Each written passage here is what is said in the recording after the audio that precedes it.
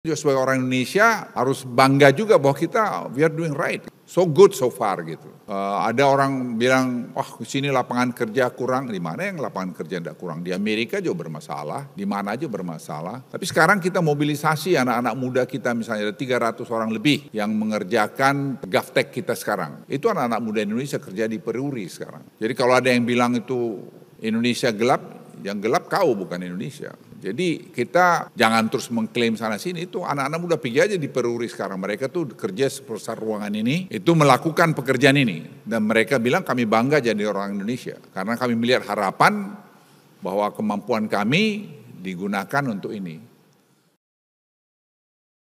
Ya kita semua harus kompak aja. Bahwa kurang saya kira pastilah ada kurang.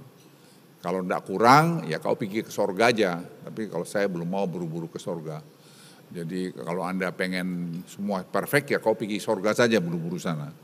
Jadi kadang-kadang kita nggak bangga jadi orang Indonesia, kita hanya lihat kurangnya. Betul, kau nggak kurang di mana sih yang sempurna? Di Amerika tuh homeless, kita nggak ada homeless di sini.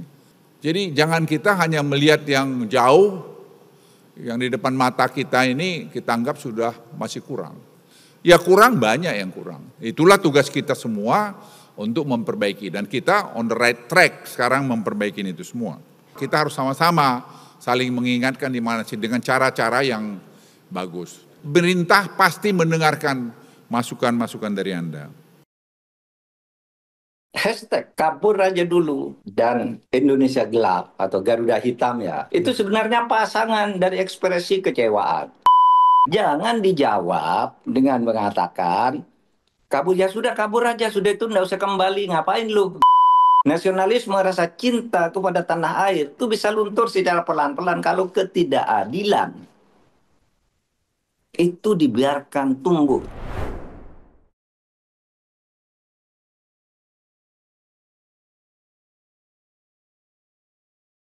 Saya tidak kasih kuliah oleh teman-teman Muhammadiyah. Tapi bersamaan hari ini kita tahu seluruh Indonesia lagi marah pada pemerintah.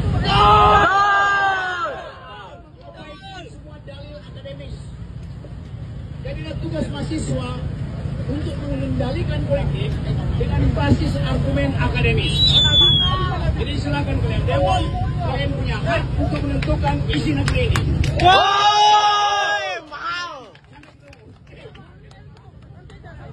Hidup mahasiswa! Hidup! Hidup lagi Indonesia! Hidup! Hidup perempuan yang melawan! Hidup perempuan yang melawan! Hidup mereka yang mengerti sejarah! Hidup mereka yang mengerti sejarah! Langsung ambil. Lihat bang ke tangan nggak? Lihat bang ke tangan nggak? Kalau lihat bang ke tangan, langsung sini aja. Dur.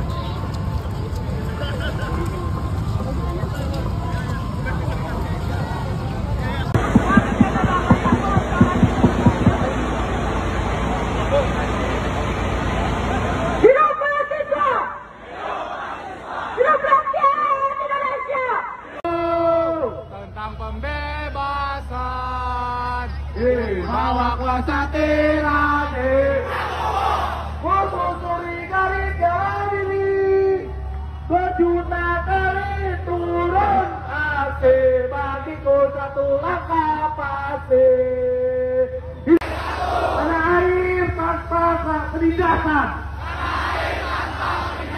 Kami mahasiswa Indonesia bersumpah berbangsa satu, bangsa yang gandrung akan keadilan.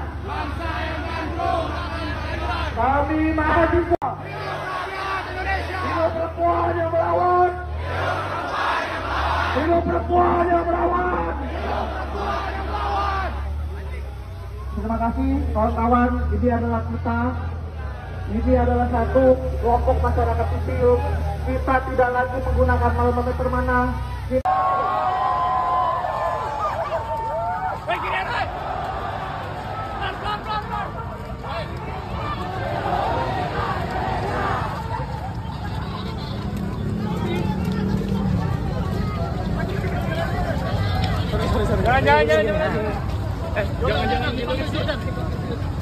Siapa?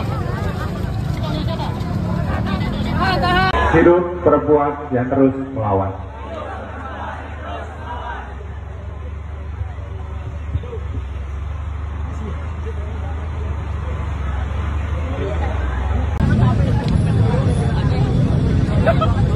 Kawan-kawan, rapatkan barisan terlebih dahulu. Yang pentingkan satu kata, revolusi, revolusi, revolusi, revolusi, revolusi, revolusi.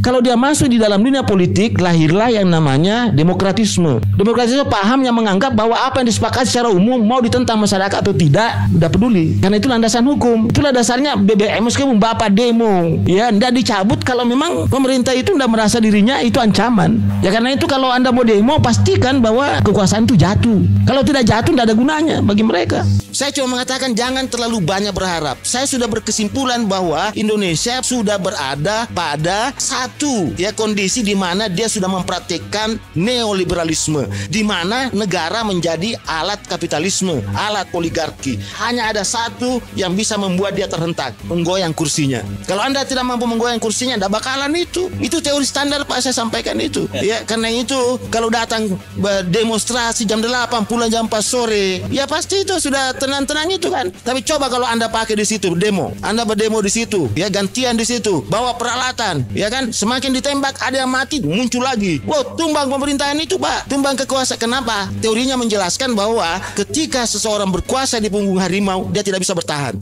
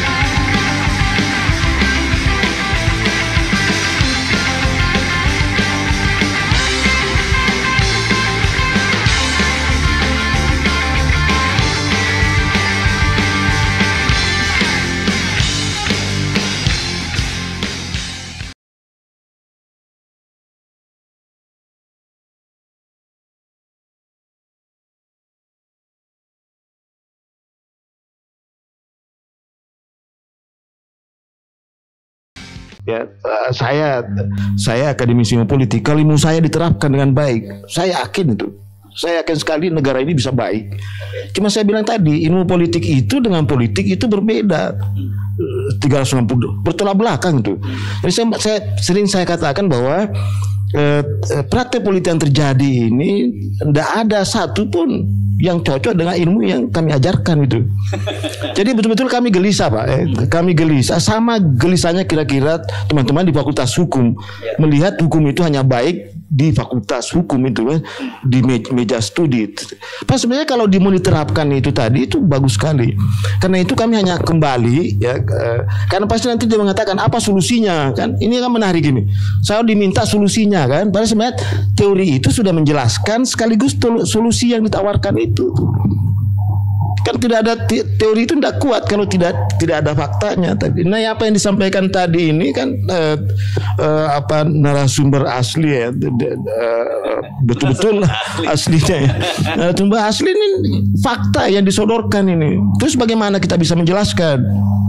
Nah, saya harus mulai dengan gini dulu supaya harapan saya supaya nanti setelah tahu ini terserah nanti Anda mau mengamuk, Anda mau pusing, Anda mau bunuh diri silakan. Nah, karena hanya itu yang saya bisa jelaskan kan, gitu. Yang pertama berharap sama pemerintah tidak mungkin, berharap sama aparat tidak mungkin. Kenapa? Saya mulai dulu kulit itu dulu dari negara ini. Sebenarnya apa yang diperhatikan negara ini? Ada satu paham yang berkembang, ya, yang nanti berada dalam dunia politik, semua agama, semua bidang, semua aspek kehidupan masyarakat, ya, bangsa dan negara itu ada, yaitu paham liberalisme. Liberalisme ini satu paham yang percaya sekali, yang yakin sekali bahwa individu itu hanya bisa berkembang secara maksimal kalau dibebaskan dari hambatan individu lainnya. Ya, itu. Karena itu, ya, seruan liberalisme ini kepada seluruh masyarakat, kepada seluruh bangsa itu disinggungnya dengan mengatakan bahwa banteng-banteng yang cacat, yang sudah tua, sakit-sakitan itu harus mati. Ya. Saya ini menghaluskan ini. Sebenarnya dia mau bilang orang tua yang tidak ada manfaatnya mati aja. Ya, dia cuma mengatakan banteng-banteng yang cacat, sakit-sakitan, yang sudah tua itu tidak ada gunanya Anda hidup. Kalau Anda hidup hanya membebani generasinya tuh. Karena itu sebaiknya Anda meninggal, sebaiknya Anda mati. Kalau Anda mati ada dua surga yang saudara dapat. Surga yang pertama tadi karena penderitaannya sudah berakhir. Dan surga yang kedua karena memberikan kesempatan kepada generasinya untuk berkembang. Gitu loh, amat. Jadi, nah karena itu, ya, ini teori ini menjelaskan. Nah, apa nanti wujudnya ini, liberalisme ini, saya terangkan. Coba Bapak jangan frustasi. Kalau ini sebenarnya sudah paham. Karena di kuliah saya itu sudah jelas sekali, sudah terang sekali. Coba dia tidak punya kekuasaan, tidak punya pengaruh, tidak punya kewenangan, dan tidak punya kekuatan. 3 unsur kekuasaan itu tidak ada dia pegang. Karena itu tidak bisa melawan dia. Dia tidak bisa melawan. Tapi, nah, bagaimana ini bisa dijelaskan ini? Liberalisme itu tadi masuk di dalam dunia sosial itu wujudnya individualisme. Karena itu dia mengutamakan diri sendiri, Pak. Tidak mungkin dia masyarakat, tidak bakalan itu. Kalau dia masuk di dalam dunia politik, lahirlah yang namanya demokratisme. Demokratisme paham yang menganggap bahwa apa yang disepakati secara umum mau ditentang masyarakat atau tidak peduli. Karena itu landasan hukum. Itulah dasarnya BBM meskipun Bapak demo, ya, tidak dicabut kalau memang pemerintah itu tidak merasa dirinya itu ancaman. Ya, karena itu kalau Anda mau demo pastikan bahwa kekuasaan itu jatuh. Kalau tidak jatuh tidak ada gunanya bagi mereka. Iya, ini teori ya. Teori ya. Pembahasan teoritisnya seperti itu. Ya kan ada yang mengatakan, wah itu kan teori Pak. Ya praktekkan aja kalau tidak percaya. Pasti jatuh itu. Kalau Anda berkemah tapi kalau Anda cuma datang di sana menakut-nakuti, dan dia mengatakan saya tidak takut kok. Kalau liberalisme tadi, kancil-kancil yang cacat, yang sudah tua, sakit-sakitan harus mati, kan Anda beban. Ya karena itu subsidi itu, bansos itu beban memang. Beban, karena itu dia harus cabut. Biar mati sekalian. Biar Anda mati enggak apa-apa tuh. Ya memang begitu kok. Ini liberalisme ya. Liberalisme tadi yang masuk di dalam dunia politik namanya demokratisme. Lihat aja itu, seluruh keputusan-keputusan politik belum dilaksanakan sudah di-challenge oleh masyarakat. Sudah diuji di MK. Itu kan penolakan itu. Ya, penolakan itu. Dan ini, nah bagaimana ini? Sudah masuk dalam dunia sosial, masuk dalam dunia politik, masuk lagi dalam dunia ekonomi. Inilah wujudnya namanya kapitalisme. Jadi individualisme, demokratisme, kapitalisme itu saudara kembar Pak. Di zaman dulu bentuknya kolonialisme dan imperialisme. Itulah yang memporak-porandakan negara-negara lama sebelum Indonesia ada. Dan siapa musuhnya tadi? Ya itu tadi yang mengaku bangsa Indonesia asli, kaum pribumi. Itulah musuhnya itu. Nah, salah satu wujud daripada kapitalisme tadi adalah oligarki. Karena itu Pak, memang teorinya agak beda ini, ya. Karena itu liberalisme lama itu memperlihatkan kapitalisme masih berhadapan dengan negara Pak, masih berhadapan dengan negara. Tapi kalau sudah neoliberalisme baru, kapitalisme sudah menjadikan negara itu sebagai alatnya Pak. Karena itu di Indonesia itu pasti tumbuh komunisme. Karena lawan tandingnya komunisme itu adalah kapitalisme. Nah ini menjelaskan di sini. Jadi kalau ada mengatakan, enggak ada komunisme di Indonesia, bohong itu. Karena musuh abadinya itu kapitalisme adalah komunisme. Kapitalisme itu akumulasi dan sementara ini distribusi. Nah, karena itu tadi rencana komunisme adalah mengambil negara dan mengubahnya negara komunis. Kalau tadi dia sudah mengambil negara menjadi alatnya tadi. Nah, karena itu ya komunisme dan kapitalisme tumbuh subur, dua-duanya ada. Karena itu menjadi sasaran itu kaum pribumi Indonesia asli, bangsa Indonesia asli dan tentu Islam mayoritas. Itu yang dijadikan alat untuk saling menyerang keduanya. Karena itu kedua kelompok ini berpecah. Nah, itu juga indikator ketika ada kapitalisme sangat kuat di negara itu atau neolib ya dan komunisme ada, pasti pembelahan sosialnya sangat tinggi. Percaya saja. Ya, silakan aja meneliti. Itu teori standar itu. Ya, artinya itu disintegrasi itu sangat tinggi itu. Ya, disintegrasi politik ya tentu ancaman terhadap stabilitas dan sudah pasti tidak ada istilah tadi kan pertanyaannya, terus bagaimana dengan pemerintah? Tidak bisa. Ini apalagi situasinya kan menarik. Ya, kapitalisme ingin sistem kapitalisme ya, barat sistem ekonominya kan sistem ekonomi liberal. Ya kan? Sementara komunisme ingin sistem komando, ya kan? Sementara rakyat ingin berusaha sendiri, namanya sistem ekonomi kerakyatan ini. Ini ada tiga ini sistem ekonomi bertarung di Indonesia, ya kan? Nah, apa yang saya sarankan di sini? Hentikan itu konglomerasi, hentikan itu liberalisme, hentikan itu pasar bebas. Artinya kalau pasar bebas, bikin pasar itu tertutup. Karena itu jangan impor. Ya, boleh ekspor tetapi politik pangan sudah terpenuhi. Itu. Tapi kan tidak ada jaminan seperti itu. Ya, tidak ada jaminan seperti itu karena tadi saya katakan bahwa Indonesia sudah berada pada tahap neoliberalisme. Nah, kalau negara sudah dikuasai neoliberalisme, kapitalisme dan oligarki tadi, maka seluruh aparat menjadi alat. Gitu. Menjadi alat. DPR-nya menjadi alat, Mahkamah Konstitusi menjadi alat. Militernya menjadi alat, polisinya menjadi alat, birokrasinya menjadi alat. Tapi itu dianggap absah karena ada dalam hukum. Itu problemnya, Pak. Gitu kan? Nah, karena dia akan masuk, dia butuh karpet merah, Pak. Dia butuh karpet merah, apa itu? Debirokratisasi.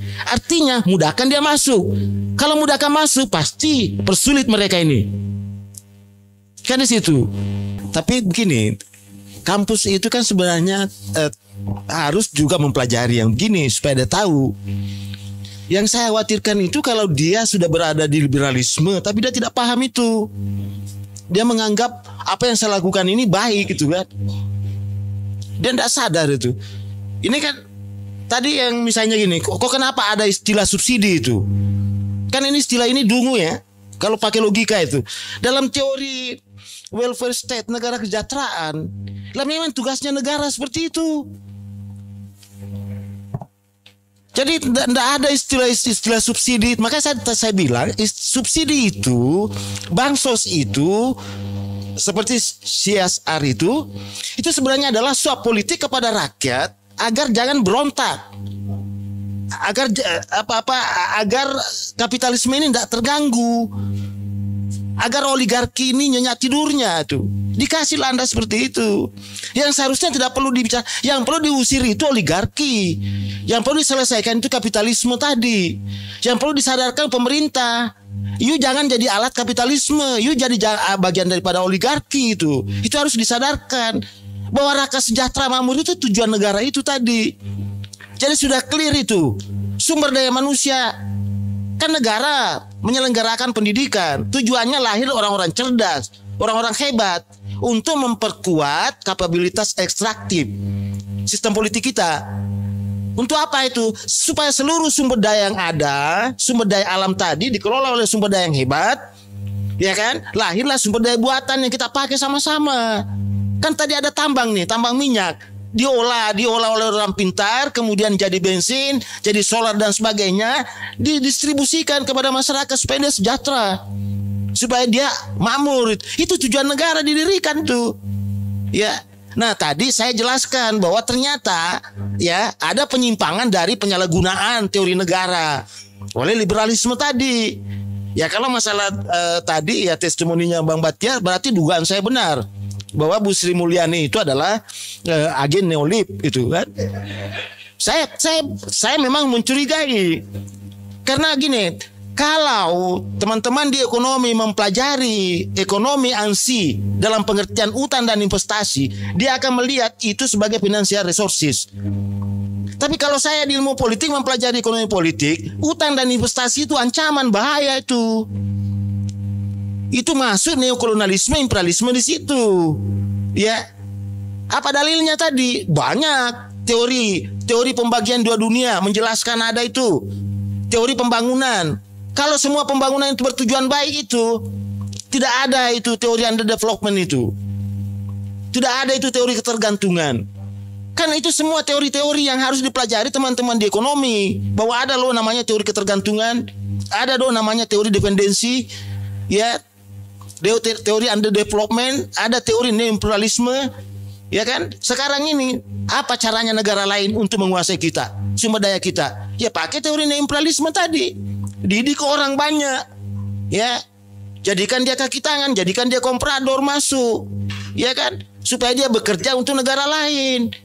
Kan dia tenang. Makanya tadi kan saya bilang tadi, kalau mau aman tempatmu, mau nyaman tidurmu, tidak ada pilihan lain sekarang kecuali berkoalisi 3 kelompok. Yang pertama bandit politik tadi yang terbawa, bandit, Anda jadi bandit.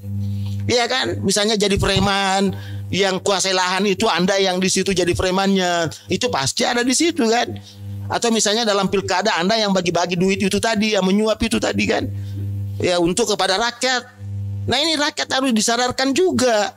Nah itu saya, ya itu tadi penjelasan saya sebenarnya untuk memberikan pemahaman ya kepada seluruh masyarakat Indonesia bahwa jangan terlalu banyak berharap perubahan sekarang. Bahwa hitungan ekonominya, datanya Pak Antoni sudah siang malam selalu menyebut kok. Gitu. Saya cuma mengatakan jangan terlalu banyak berharap. Saya sudah berkesimpulan bahwa Indonesia sudah berada pada satu ya kondisi di mana dia sudah mempraktikkan neoliberalisme, di mana negara menjadi alat kapitalisme, alat oligarki. Karena itu jangan pernah berharap petani, nelayan, peternak itu bisa berdaya, dalam ini hidup sejahtera. Tidak ada ceritanya itu. Karena teorinya mata, dia mengatakan kancil-kancil yang cacat, yang sudah tua, sakit-sakitan, seharusnya mati. Kalau Anda hidup, ya Anda beban bagi kami. Kenapa beban? Ya kami capek-capek berusaha, ya ada untungnya ternyata Anda mau dapat. Kan gitu logikanya itu kan? Ya, ya. Nah karena itu, ya tadi apa yang disebut bansos sekarang, BLT, nah itu kan hanya menjelaskan bahwa ini loh ada kompensasi saya berikan. Kompensasinya adalah supaya Anda jangan bergerak. Makanya itu tadi saya katakan kan, kalau Anda mau demo, hitung-hitung aja. Sekarang jangan hitung-hitung juga. Karena sekarang kalau negara itu neolib, tak peduli Bapak. Ya, tadi saya kata hanya ada satu yang bisa membuat dia terhentak, ya. Menggoyang kursinya.